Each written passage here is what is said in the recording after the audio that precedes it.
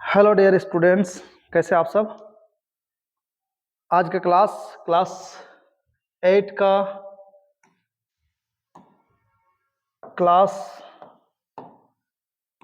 का विज्ञान, हम ये पूरे चैप्टर को पार्ट वाइज कवर अप करेंगे। बाइलिंगुअल होगा हमारा क्लास। इंग्लिश मीडियम वाले के लिए भी उतना ही बेनिफिट होगा जितना बेनिफिट हिंदी वाले के लिए। इस क्लास को आप अच्छा से लें, बेनिफिट हम सबों को होगा।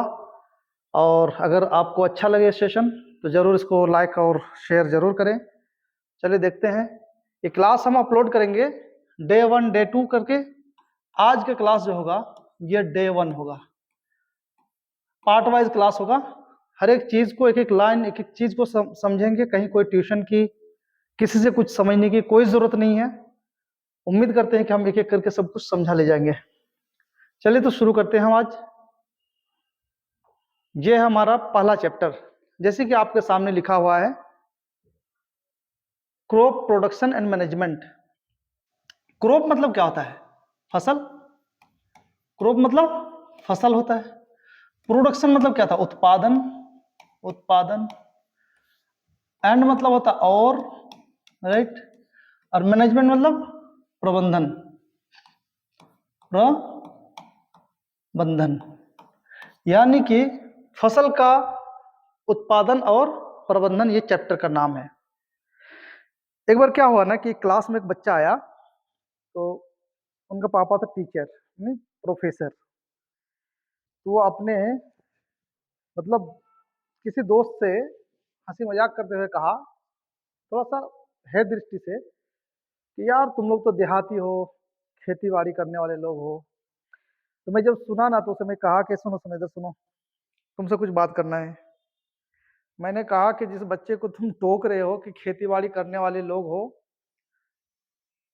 तुम बताओ कि तुम्हारे पापा का 1 महीने अगर छुट्टी हो स्कूल की तो क्या लोग भूखे मर जाएंगे? और स्वाभाविक है, हमारी भी क्लास अगर 2 दिन 3 दिन छुट्टी रहती तो क्या हो जाता है? कुछ नहीं होता है। लेकिन वहीं पे अगर ख्याल करो, जो फास्टिंग रहता है, दिन भर खाना खाने के, दिन भर उपवास रहने के बाद शाम को अगर उसको फास्टिंग तोड़ना हो तो ऐसा लगता है कि राक्षस बन जाएगा, कुछ भी मिले सब खा जाएंगे। तो एक दिन बर्दाश्त करना मुश्किल हो जाता है। तो किसान वह चीज है जो हमारे जीवन को जीवित करने का एक जरिया है।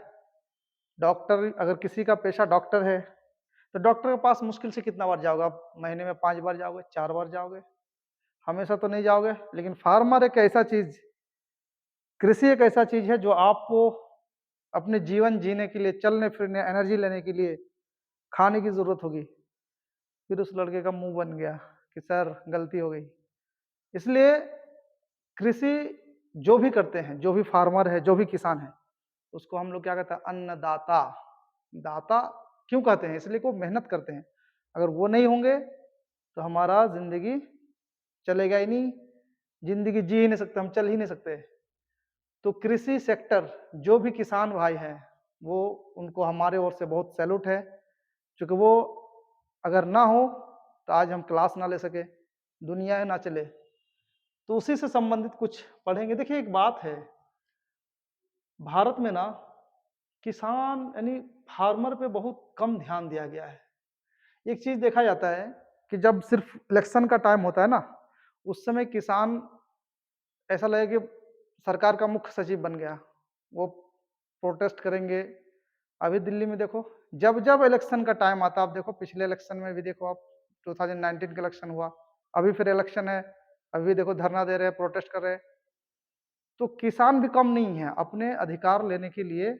ये वक्त और ऐसा करते हैं कि कोई एक तरीके से काम नहीं करते। और उससे बड़ा दोषी गवर्नमेंट और सरकार है, जो कि किसान को एक आधुनिक जो ज्ञान देना चाहिए वो नहीं देते। ये सारा इन डिटेल हम लोग इस चैप्टर में देखेंगे कि हमारा आज भी ट्रेडिशनली खेती हो रही, जो आज से 800-900 साल पहले होती थी, वही होता है। तो इस चीज को समझेंगे हम लोग अच्छा से। देखते हैं आगे। चैप्टर में कह रहा है पहेली एंड बूझो। पहेली एंड बूझो। went to their uncle's house during the summer vacation. पहली और बुझो अपने अंकल के घर जाती है गई। कब? ड्यूरिंग द समर वेकेशन, गर्मी के छुट्टी के time. There uncles is a farmer, उन दोनों के अंकल जो है चाचा किसान थे, किसान हैं। One day they saw some tools like खुरपी, एक दिन इन दोनों ने देखा कुछ औजार, टूल्स मतलब औजार, क्या? खुरपी, खुरपी देख रहे हैं, खुरपी, खुरपी देखा इसने। सिकल हसुआ, शॉवेल बेलचा, प्लाव हल, etc. in the field etcetera, और सारे टूल्स जो है खेत में देखा इन दोनों ने। आप में से बहुत कोई देखा होगा, हसुआ भी देखा होगा, शॉवल जो बेलचा है वो भी देखा होगा, हल भी देखा होगा, खुरपी भी देखा होगा। बहुत कोई नहीं भी देखे होंगे जो शहरों से बिलोंग करते हैं, तो वो देख लें इस चीज को कि खुरपी बेलचा क्या होता है। ये देखो, इसे कहते हैं खुरपी, ये क्या है? इसको कहते हैं खुरपी, इसको कहते हैं सेकल, और इसे कहते हैं शोवल, शोवल यानी कि सॉरी बेलचा, इसको हम लोग बेलचा कहते हैं। और प्लॉ मतलब हल, हल के बारे में आपके चैप्टर में इन डिटेल दिया हुआ है, हम लोग जब उधर जाएंगे तो इसके इन डिटेल पढ़ेंगे किस हिस्से को क्या नाम दिया जाता है, राइट। ये ये ये सब औजार किसने देखा? पहली और बूझो ने अपने अंकल के, अपने चाचा के खेतों में देखा। तो उन लोगों ने सोचा कि ये क्या काम का है, किस काम में आते हैं ये। तो जो हम लोग देहात से आते हैं, हम लोग तो पता है ना, हसुआ है, काटते हैं, फसल काटने में काम आता है, घास पशु चारा काटने में काम आता है। बेलचा से हम लोग क्या करते हैं, एक जगह से मिट्टी दूसरी जगह फेंक देते हैं बेलचा से आसानी से। खुरपी में निराई कुटाई का काम करते हैं। निराई मतलब जो आप फसल बोते हैं उसके अगल बगल में जो घास फूस उग जाता है, क्या करते हैं, बैठ के अपना देते रहते हैं ना। आगे देखिए, अब ये तीन चीज तो आपने देख लिया।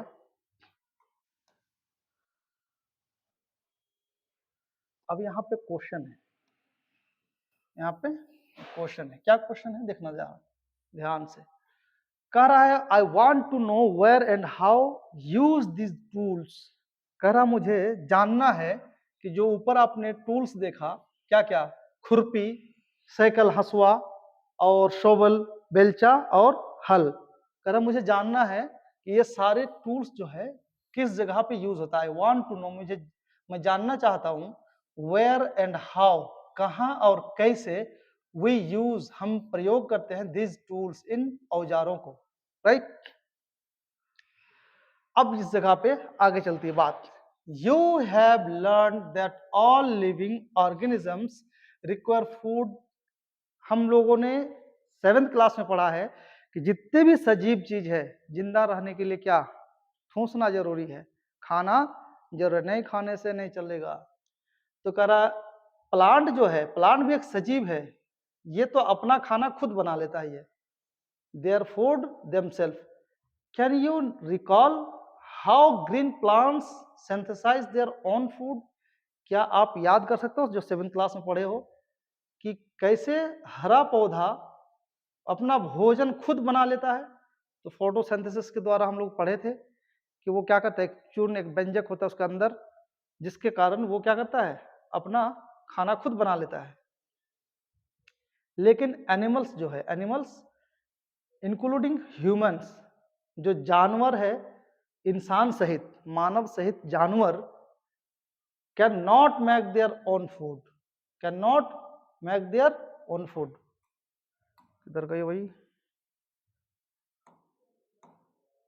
Can not make their own food, ये खुद खाना अपना नहीं बना सकता है।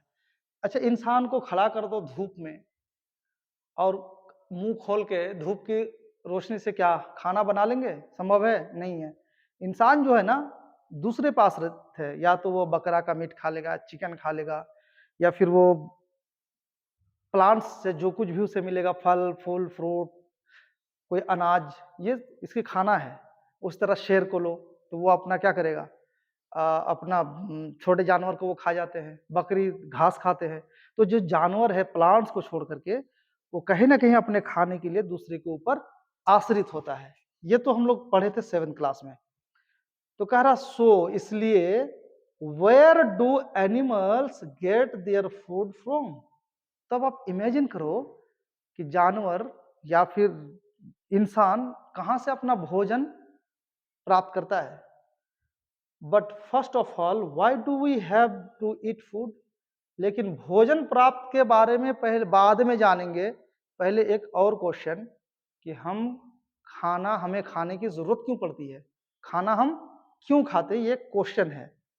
अब देखो खाना हम क्यों खाते हैं इसका थोड़ा सा हम लोग जानेंगे। यहाँ पे देखो खाना क्यों खाते हैं। खाना इसलिए खाते हैं ताकि खाना से क्या होगा, न्यूट्रिशन मिलेगा। अगर पोषण नहीं मिला तो एनर्जी नहीं मिलेगी। जब एनर्जी नहीं मिलेगी तो हम हिलडुल नहीं सकते, बोल नहीं सकते, देख नहीं सकते, खड़े नहीं रह सकते, घुलट जाएंगे। कभी कभी आप देखना कि जब फास्टिंग उस्टिंग में रहता तो ललखाने लगता था, हो पकड़ो मुंह सूख गया, बोलने का मन नहीं कर रहा। ये क्या होता है, अंदर भोजन नहीं है, एनर्जी नहीं मिल रहा है।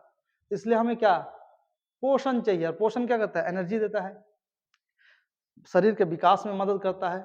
Energy to do activities, energy प्राप्त कर होता है उससे। हम पोषण भी लेते हैं, हमारे वृद्धि भी होता है, हाइट में वृद्धि, हाथ बढ़ता है, मसल्स बढ़ता है। उसी तरह हमारा डेवलपमेंट विकास होता है, मानसिक बौद्धिक हर तरह से हर एंगल से विकास होता है। वो रिपेयर ऑफ द बॉडी, और क्या हमारे बॉडी में कहीं बीमार पड़ गए तो फिर दोबारा से ठीक हो जाता है। कट गया कहीं, अगर कट गया, इमेजिन करो कि कोई जगह कट गया और दोबारा से अगर ज्वाइन ना हो तो कैसे, मुंह खुलल रह जाएगा ना। तो वो भी ज्वाइन होता है किससे, हम खाना खाते हैं, एनर्जी मिलती है तो फिर से दोबारा से ज्वाइन हो जाता है। Function of the body, body का जो फंक्शन है, आंख पलक झपकना, चलना, बोलना, आवाज देना, ये सारी चीजें अंदर की जो न्यूट्रिशन होता है ना, उससे एनर्जी मिलता है और एनर्जी हमारा काम करता है। और ये सारा खाना है, इसके बारे में भी हम लोग चर्चा करेंगे। अभी इसको पहले देख लेते हैं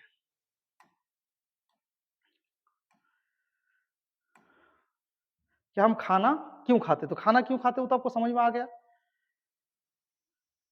अब यहाँ पे आपको इस बात को फिर से अब कह रहा, अब इसको आप ध्यान से देखिए, बुक का लाइन बाय लाइन हो जाएगा आपका, राइट। कह रहा यू ऑलरेडी नो, आपको पहले से पता है, that energy from the food is utilized by organism. जो भी सजीव है, सजीव के द्वारा प्रयोग किया जाता है, क्या, यूटिलाइज बाय ऑर्गेनिज्म। यानी कि हम पहले ही जान चुके हैं कि एनर्जी जो है कहां से मिलता है, फूड से, खाना से एनर्जी मिलता है। और इस एनर्जी को यूटिलाइज करते हैं सजीव के द्वारा for carrying out their various bodies function. Carrying मतलब आपके, यानी जो भी सजीव है वो अपने बॉडी के अलग अलग एक्टिविटीज, फंक्शंस, क्रियाकलाप को, हिलने डुलने को, उसके मदद से उसका काम लेते हैं, हिलना डुलना। सच एज डाइजेशन, जैसे हम हजम करते हैं, डाइजेस्ट करते हैं, तो एनर्जी रहता तभी तो डाइजेस्ट करते हैं, एनर्जी नहीं रहेगा तो डाइजेस्ट नहीं कर सकते। हम सांस भी लेते हैं तो एनर्जी के द्वारा, अगर एनर्जी नहीं रहेगा तो सांस भी लेना मुश्किल हो जाएगा। And exertion, we get our food from plants, हम अपना भोजन जो है प्लांट से भी लेते हैं, एनिमल से लेते हैं, दोनों या फिर दोनों से प्राप्त करते हैं। ये तो आप समझ गए। अब यहाँ पे एक और क्वेश्चन है, क्या, since we all need food, how can we provide food to a large number of people in our country. कह रहा जब हम ये जान गए कि हमें अब तो फूड की जरूरत है, कि पेड़ पौधा तो अपना खाना खुद से बना लेता, लेकिन इंसान को तो खाने की जरूरत है ना, दूसरे पे आश्रित है। इतना सारा लोग, इतना भर भर के जहां भी जाओ, इतना क्राउड पूरा ऑल ओवर और द वर्ल्ड, इतने लोगों का खाना आखिर कहां से आता है, कैसे आता है, इसके बारे में क्वेश्चन। बात तो सही है, क्वेश्चन तो बहुत अच्छा है, इतना सारा लोगों का खाना आखिर कहां से आता है। अब यहाँ पे हम देखते हैं खाना आता कहां से है। तो खाना के लिए क्या करना पड़ेगा, फसल उगाना पड़ेगा। फसल क्या चीज है, इसको समझते हैं। कह रहा food has to be produce on a large scale. अब जब इतने सारे लोग होंगे तो क्या होगा, खाना को बहुत बड़े पैमाने पे क्या करना होगा, उत्पादन करना होगा, भोजन को बहुत बड़े पैमाने में उत्पादन करना होगा। अब देखो एग्रीकल्चर हमें प्रैक्टिस करना होगा उसके लिए, मतलब कृषि फार्मिंग, उत्पादन करना होगा किसका, भोजन का। तो कह रहा आज से 10,000 BCE, बहुत किसी को BCE शायद समझ में नहीं आता होगा, 10,000 BCE बिफोर क्राइस्ट, बिफोर, देखो यहाँ पे BC या BCE बात वही है, इसको थोड़ा समझ लीजिए क्या है ये।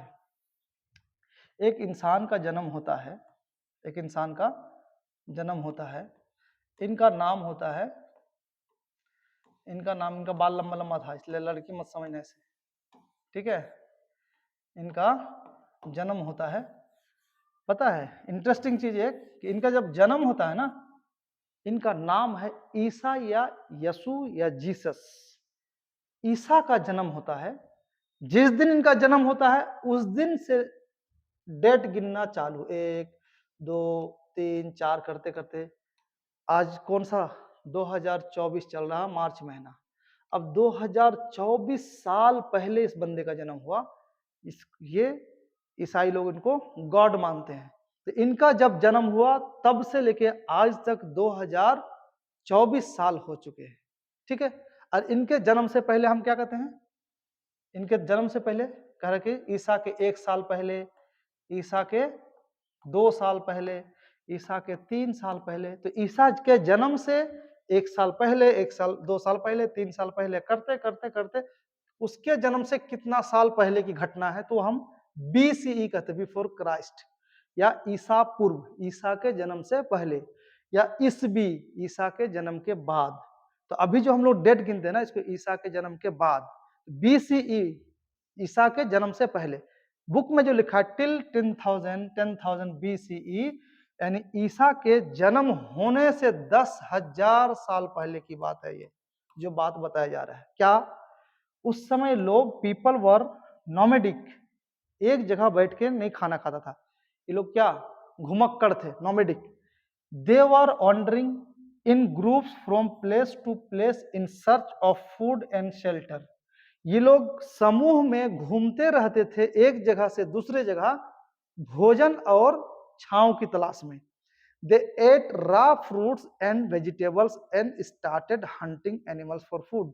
इन लोगों ने शुरू जो किया था, ये रॉ मटेरियल मतलब जो डायरेक्ट खाना, फल मिलता था, कुछ भी फसल, उसको डायरेक्ट ये खा लेते थे, और या फिर साग सब्जी खा लेते थे। And started hunting animals for food. धीरे धीरे धीरे धीरे लोगों ने क्या करने लगा, फिर जानवर का शिकार करने लगा। उसके बाद लेटर, बाद में, लेटर मतलब बाद में, they could cultivate land and produce rice. इन लोगों ने अब जमीन से राइस का कल्टीवेट करना शुरू कर, कल्टीवेट कर सका, मतलब धीरे धीरे सीख गया। व्हीट का भी, किसका किसका, गेहूं का, चावल का, एंड अदर फूड क्रॉप्स, दूसरे अनाज का भी भोजन के लिए। दस वाज बॉर्न एग्रीकल्चर।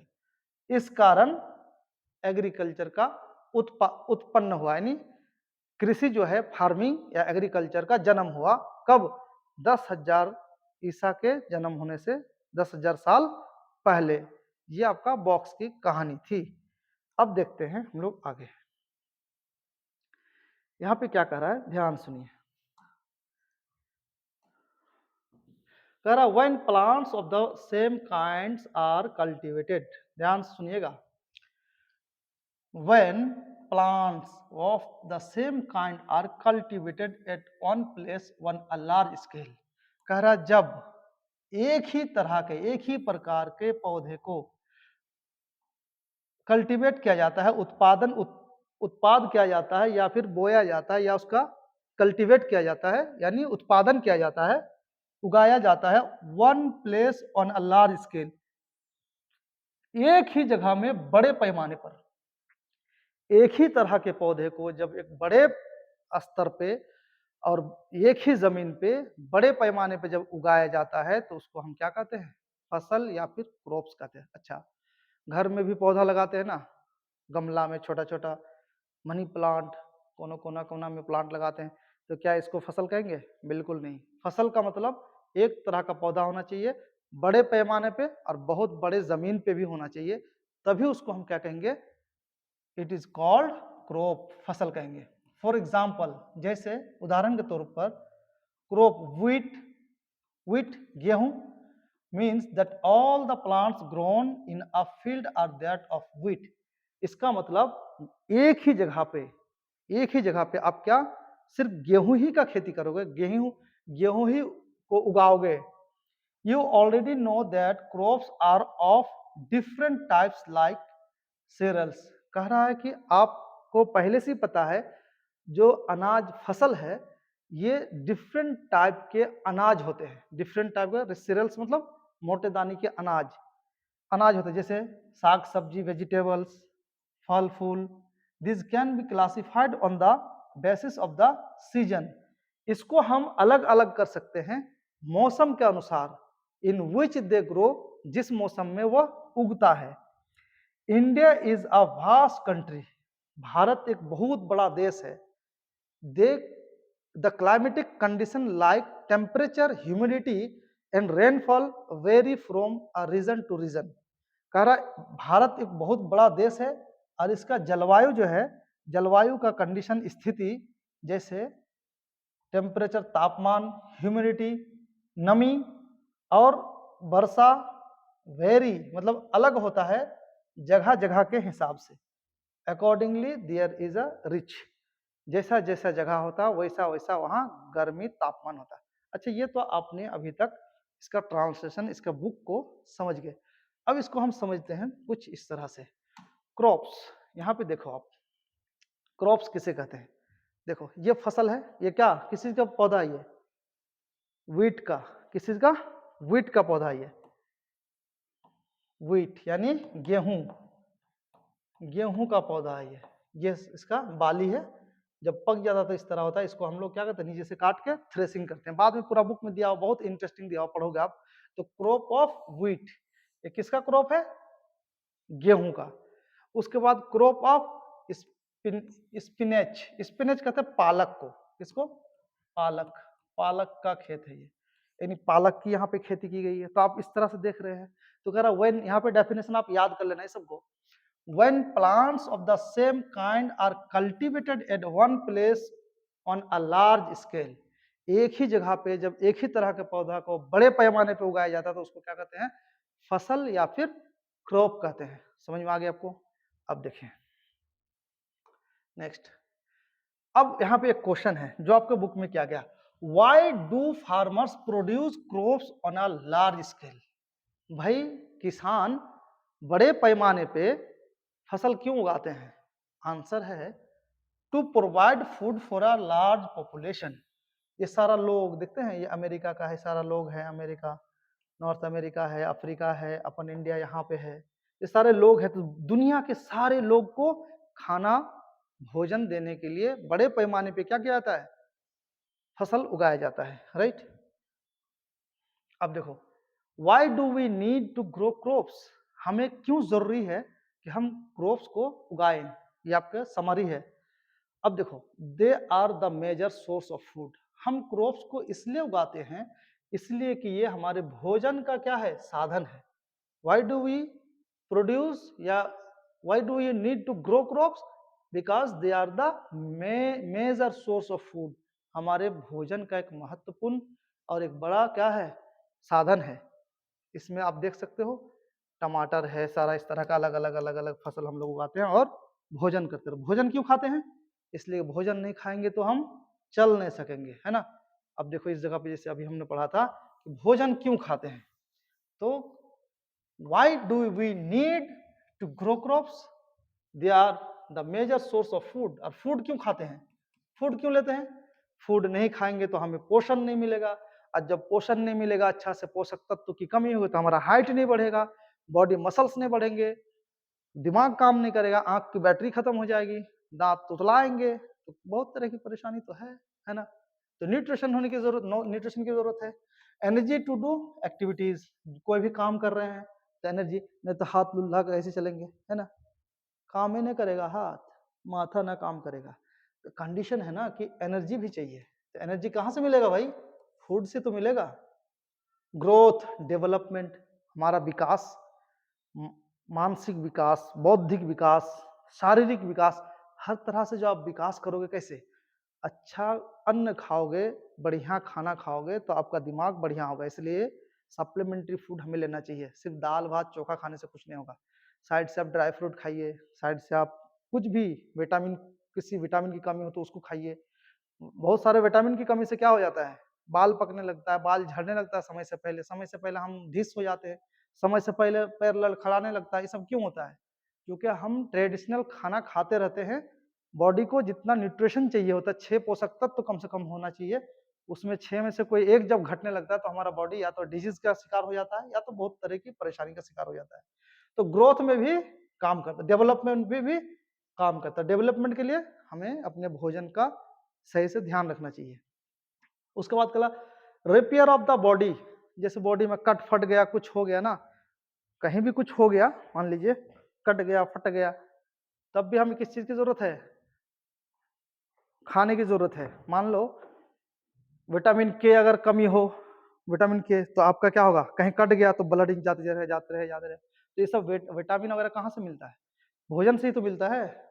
तो बॉडी का जो रिपेयर होता है, इसलिए हम कहेंगे कि खास करके आप अपने बच्चों पे ध्यान दीजिए। देखिए कि उसका खाना क्या खा रहा है, बच्चा कितना टाइम खा रहा है। फास्ट फूड बिल्कुल मत खिलाइए। फास्ट फूड खाने से क्या होता है, बच्चे को बहुत नुकसान होता है।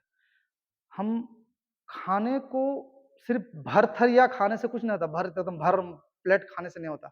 खाना कम ही हो, लेकिन उसमें कोशिश ये रहनी चाहिए कि जितना भी न्यूट्रिशन होना चाहिए, पोषक तत्व, वो चीज मिलना चाहिए। 6 पोषक तत्व पढ़े ना जी हम लोग, कार्बोहाइड्रेट, प्रोटीन, वसा, यही सारा। तो ये सब चीज जो है ना खाना में होना चाहिए। इसमें कोई भी कमी होगा तो हमारा बॉडी काम करना बंद कर देगा। इसलिए बॉडी का रिपेयर भी कौन करता है? खाना ही करता है, भोजन। Function of the body, body का जो फंक्शन है, पैर का काम चलना, हाथ का काम इधर उधर हिलना डुलना, बॉडी का काम खड़ा रहना, आंख से देखना, बोलना, चलना फिरना, तो फंक्शन ऑफ द बॉडी ये सारा किससे होता है? ये फूड से होता है। फूड अगर हम नहीं खाएंगे, फूड नहीं लेंगे, तो ये सारा काम हमारा बॉडी करना बंद कर देगा।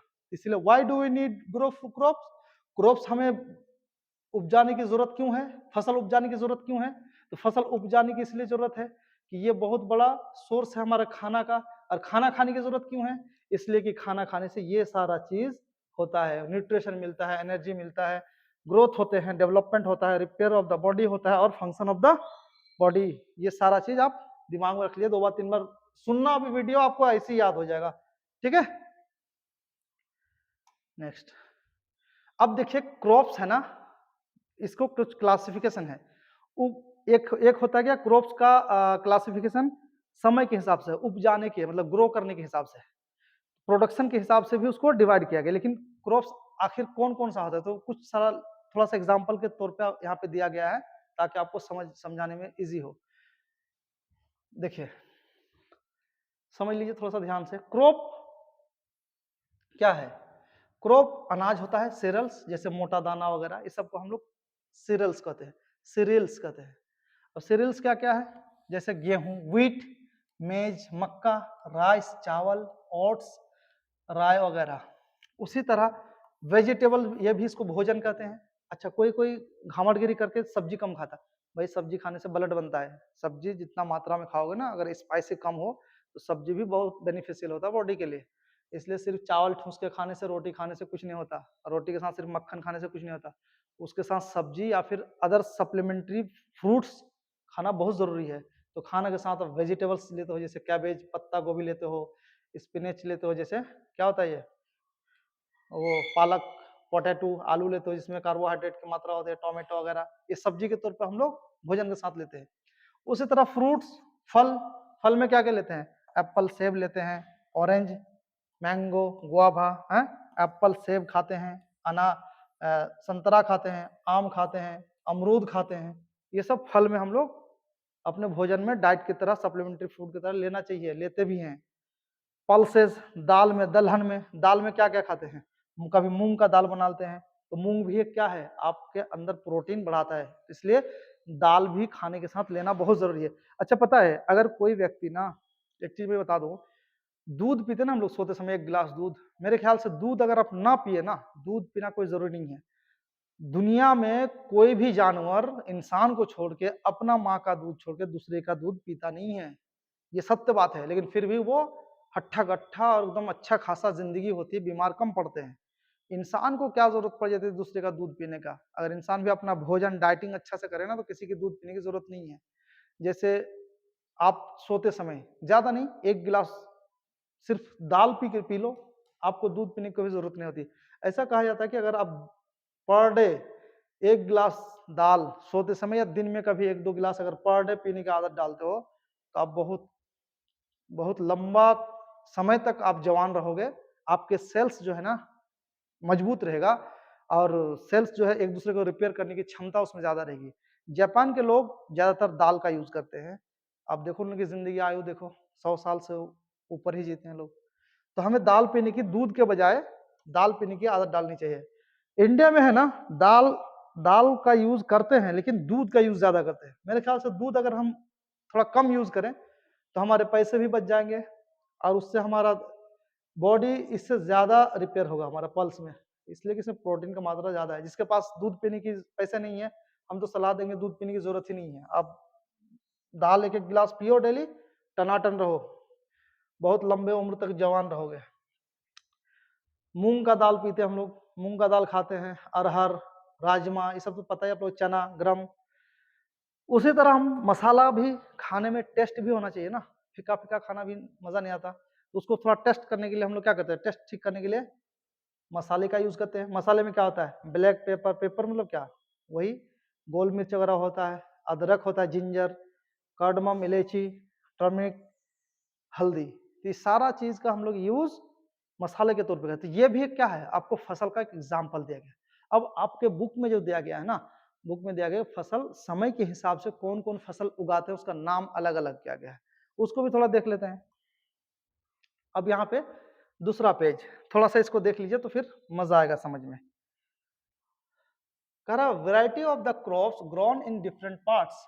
भारत एक बहुत बड़ा देश है, ये अलग अलग क्लाइमेट है, अलग अलग जलवायु है। तो कह रहा है कि इसके अलग अलग हिस्से में अलग अलग फसल उगाए जाते हैं जलवायु के हिसाब से, राइट। इसके बावजूद, डिस्पाइट मतलब इसके बावजूद, दिस डाइवर्सिटी यानी दिस डाइवर्सिटी, विविधता के बावजूद, two broad cropping pattern can be identified. These are, दो बड़े पैमाने पे क्रॉपिंग पैटर्न, फसल उगाने की विधि, कैन बी आइडेंटिफाइड, जिसका पहचान किया जा सकता है। दीज आर, उनमें से ये है क्या, पहला नंबर में है खरीफ क्रॉप। कौन सा crop, kharif. The crop which are sown in the rainy season. Kharif crop फसल जो होता है, खरीफ फसल, इसको बोया जाता है रेनी सीजन में, मतलब बरसात के मौसम में, आर कॉल्ड खरीफ क्रॉप्स। यानी जिसे हम बरसात के मौसम में बोते हैं उसको हम क्या कहते हैं, खरीफ क्रॉप कहते हैं। The rainy season in India, और भारत में वर्षा ऋतु जो होता है, is generally from June to September. साधारण तौर पे ये जून से लेकर सितंबर तक इसका सीजन होता है। उसी में हम क्या उगाते हैं, पैडी उगाते हैं, मेज उगाते हैं, पैडी मतलब धान उगाते हैं, मक्का उगाते हैं, सोयाबीन उगाते हैं, मूंगफली उगाते हैं, या फिर रुई उगाते हैं, कॉटन। इस सब क्या है, ये सारा चीज होता है खरीफ फसल के अंतर्गत आता है। इसका भी समरी आपको देंगे, बहुत अच्छा समझ में आएगा, टेंशन नहीं लेने का। रबी क्रॉप्स क्या होता है, रबी फसल, crops grown in the winter season. ऐसा फसल जिसे ठंड के मौसम में उगाया जाता है। और ठंडी का मौसम नॉर्मली कब से कब तक होता है जी, सितंबर से शुरू हो जाता है, सितंबर के लास्ट से। भरपूर ठंडी जो शुरू होती है वो अक्टूबर से शुरू होती है।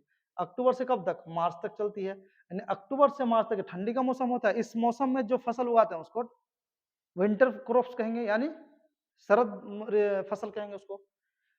आर कॉल्ड रबी क्रॉप्स, जो ठंडी के मौसम में यानी अक्टूबर से मार्च के बीच में जो उगाया जाता है उसको क्या कहेंगे, रबी क्रॉप्स, यानी रबी फसल।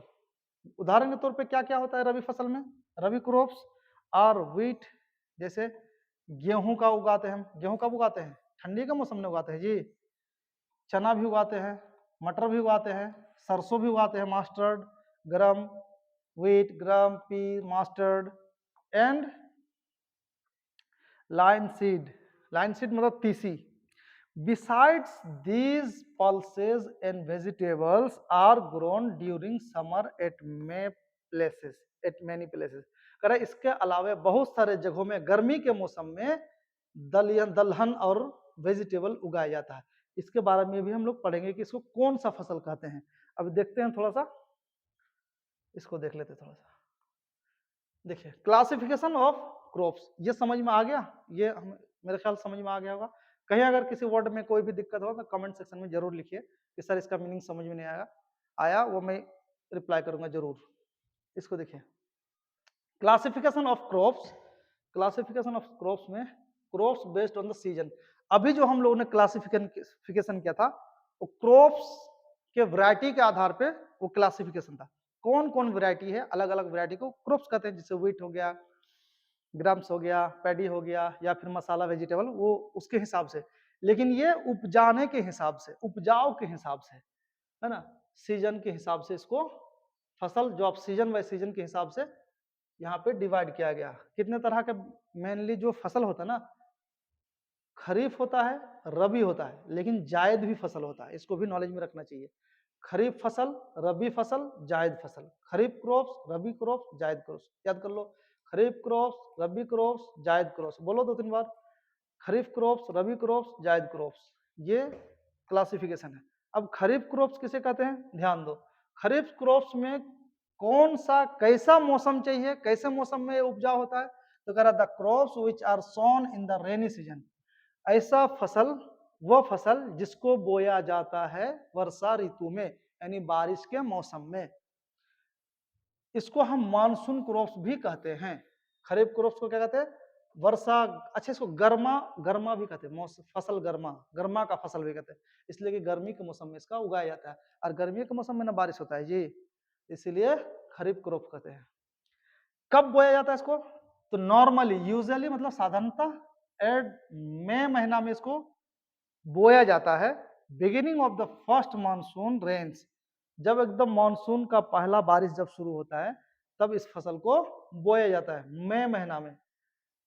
और इसको कटाई कब किया जाता है, हार्वेस्ट मतलब कटाई सितंबर और अक्टूबर, इस 2 महीने में इस फसल को काट लिया जाता है। यानी मई महीना में बो दिए और इसको सितंबर और अक्टूबर में काट लिए। Large amount of water require hot weather, इसको बहुत बड़े पैमाने पे पानी चाहिए होता है। पानी वर्षा के ऋतु में पानी ही पानी होता है इस फसल को, इसलिए ये फसल उसी टाइम में बोया जाता है। और इसको गर्मी भी चाहिए होता है, रिक्वायर हॉट वेदर, इसको मौसम कैसा होना चाहिए, इसके लिए गर्म मौसम होना चाहिए, गर्मी होनी चाहिए। खरीफ क्रॉप्स क्या क्या है यहाँ पे देख लो, जैसे एग्जांपल के तौर पे मेज, कॉटन, बाजरा, पैडी, सोयाबीन, ये सारा कौन सा फसल है, खरीफ। देखो मक्का ऐसा होता है, देख लिया आपने मक्का। कॉटन ऐसा होता है फूट जाता है, अंदर से रुई निकलता है। बाजरा ऐसा होता है, देख लो आप। पैडी जो धान है, धान इस तरह होता है। ये सोयाबीन इस तरह होता है। तो ये सारा आपको एग्जाम में पूछा जाएगा कि मेज या पैडी या कोई ऑप्शन में ऑब्जेक्टिव में देता है इनमें से कौन सा खरीफ है, कौन सा रबी है। तो आपको याद रहना चाहिए कि कौन कौन सा खरीफ है और कौन कौन सा रबी है, नहीं तो आप हौच पौच करोगे। इसलिए वहाँ ऑब्जेक्टिव में आप मिस्टेक मत करना। वीवीआई है ये सिर्फ 8 क्लास, इन्हें 9, 10, 11, 12 तक जाओगे, अगर आर्ट्स रखोगे तो ये सब क्वेश्चन घूम फिर के आता है। तो मेज है ना, मक्का, पैडी, बोलो मेरे साथ एक बारी। मक्का, धान, कॉटन, बाजरा, सोयाबीन, कौन सा फसल है, खरीफ फसल। मक्का, पैडी, कॉटन, बाजरा, सोयाबीन, कौन सा फसल है, खरीफ फसल है। याद कर लीजिएगा सब, ठीक है। अब देखिए रबी फसल। रबी फसल का कैरेक्टरिस्टिक क्या है, कह रहा है कि ये क्रॉप्स है ना सोन इन द विंटर सीजन। रबी फसल को जाड़े की मौसम में बोया जाता है, इसलिए इसको रबी फसल कहा जाता है। रबी फसल को ठंडी का फसल भी कहा जाता है, इसको विंटर क्रॉप्स क्या कहता है, विंटर क्रॉप्स भी कहा जाता है। इसको नॉर्मली बोते कब हैं, अक्टूबर या नवंबर में बो देते हैं इसको। कब बोते हैं, अक्टूबर या नवंबर में, आफ्टर द मानसून रेन्स, जब मानसून खत्म होता है तब इसको हम बोते हैं। और इसको काटा कब जाता है, मार्च महीने में या अप्रैल महीने में इसको काट लिया जाता है। किसको, रबी फसल को। इसमें क्या चाहिए होता है, इसमें फ्रीक्वेंट वाटर, कभी कभी बीच बीच में पानी देना पड़ता है। जैसे अरे गेहूं बो देते तो हमेशा पानी थोड़ी ना देते हैं, नहीं हो तो गेहूं हो जाएगा लेकिन यील्डिंग कम होगा, उपजाऊ कम होगा, लेकिन पानी देते रहते हैं ताकि हरा भरा रहे। पानी उतना भी ज्यादा उसमें रिक्वायर्ड नहीं है, गर्मी होगा तो झुलसे जाएगा वो। Require cold climate to grow, इसको चाहिए ठंडा मौसम ग्रो करने के लिए, यानी उपजाने के लिए, उपजने के लिए, बढ़ने के लिए इसको कैसा मौसम चाहिए? ठंडा मौसम। गर्मी होगा तो झुलस ही जाएगा, बहुत नॉर्मल होता, मुलायम। इसमें से देखो कौन कौन सा है, देख लो। मटर किस मौसम से उगता है जी? ठंडी के मौसम में होता है ना मटर। व्हीट गेहूं कब? ठंडी के मौसम में, इसलिए व्हीट क्या है? रबी फसल है। चना रबी फसल है, याद रखिएगा। दलहन जितना फसल होगा ना सारा रबी फसल होगा। मस्टर्ड ये भी क्या है? रबी फसल है। बार्ली ये भी क्या है? रबी फसल है। दलहन तिलहन जितना भी होता है ना, गेहूं, ये सारा क्या? दलहन तिलहन, दाल के प्रजाति का जो भी होगा, तेल के प्रजाति के जितना भी होगा, उसके बाद धान, नहीं सॉरी गेहूं, ये सारा क्या है? रबी फसल है। रबी फसल कब बोया जाता है? ठंडी के मौसम में। ठंडी का मौसम कब शुरू होता है अपने यहाँ? अक्टूबर से। अक्टूबर से कब तक रहता है? मार्च तक। तो अक्टूबर से मार्च तक, सितंबर के आखिर में, तो इसको यानी अक्टूबर या नवंबर, एक महीना आगे पीछे, अधिक ठंडी में बोया जाता है या फिर थोड़ा पहली ठंडी में। अक्टूबर या नवंबर में बोया जाएगा, मार्च या अप्रैल में काट लिया जाएगा। किसको? रबी फसल को। रबी फसल में क्या क्या आता है? जितना दलहन तिलहन सारा रबी फसल, और उसमें गेहूं एक जोड़ दो, हो गया रबी फसल। अब देखो जायद, एक फसल और रह गया आपका, जायद। जायद क्रॉप क्या होता है? जायद फसल है ये, जो ना ठंडी ना गर्मी, ये दोनों चाहिए होता है, बीच का, यानी इसको गैप फसल भी कहते हैं, यानी कि अंतराल फसल, गर्मी और ठंडी के बीच में। और ये इसका उपजाऊ का टाइम भी बहुत कम होता है, कम समय में ये उग जाता है। Crops which are grown between the kharif and rabi. Zaid फसल उसे कहते हैं जो खरीफ और रबी के बीच में बोया जाता है, यानी गर्मा वाला फसल और ठंडी वाला फसल के बीच में। तो बीच में कौन होगा? मई में वो बो दिया और ये मार्च में खत्म हो गया, तो इसके बीच में ड्यूरेशन में खत्म रहता है ना, तो ये भी समर क्रॉप्स होता है। थोड़ा थोड़ा गर्मी मिलने लगता है इसको भी। मार्च से जून तक ये तैयार हो जाता है। मार्च अप्रैल मार्च में बोएगा इसको और जून तक काट फट के खत्म। रिक्वायर वार्म ड्राई वाटर, देखो इसमें ह्यूमिडिटी नहीं चाहिए। मई जून से क्या होता है? ह्यूमिडिटी शुरू हो जाता है, नमी शुरू हो जाता है। इसको ह्यूमिडिटी नहीं चाहिए, इसको एकदम सूखा सूखा हवा चाहिए, एकदम ह्यूमिडिटी नहीं चाहिए, सूखा वेदर चाहिए। और इसको दिन लंबी चाहिए, लेंथ ऑफ द फ्लोइंग, इसको लंबी दिन की जरूरत होती है इस फसल को। किसको? जायद को। अच्छा जायद में कौन कौन फसल होता है थोड़ा देख लीजिए। जायद फसल में जैसे कुकम्बर, देखिए किस मौसम में बोया जाता है, अभी देखना कौन महीना चल रहा है। अभी देखो आपको कुकम्बर मिलेगा, मार्च है ना। उसके बाद देखो आप करेला भी मिलेगा, शुगर केन भी मिलेगा आपको, यानी गन्ना भी मिलेगा, खीरा भी मिलेगा, करेला भी मिलेगा। उसके बाद सीताफल कहते हैं इसको, कुकम्बर भी, पम्पकिन ये भी मिलेगा, कद्दू प्रजाति का सारा सब्जी, वाटरमेलन, तरबूजा, ये अभी के मौसम का ये सब चीज है। गेहूं गर्मी शुरू, मार्च है ना, अभी बोना शुरू हो जाएगा ये। अब मई जून मई आता है तो बस कटाई भी शुरू हो जाएगी, 2 महीने में तैयार हो जाता है। ठीक है, तो ये था जायद फसल, राइट। उम्मीद करते हैं कि ये आज का ये क्लास आपको बहुत बेनिफिट दिया होगा और आपको एक एक चीज समझ में आया होगा। अगर नहीं आया तो आप कमेंट सेक्शन में जरूर लिखें, और अगर समझ में आया और क्लास अच्छा लगा तो अपने दोस्तों को प्लीज शेयर करें, लाइक करें, और अपनी जो भी आपको डाउट हो, क्वेरीज हो, कमेंट सेक्शन में जरूर लिखें। ये आज डे 1 का क्लास हुआ, ये डे 1 डे 2 करके अपलोड होगा, पार्ट 1 पार्ट 2 करके पूरा चैप्टर पूरा बुक फिनिश करेंगे इसी तरह। Have a nice day, enjoy कीजिए, एंजॉय लेते रहिए।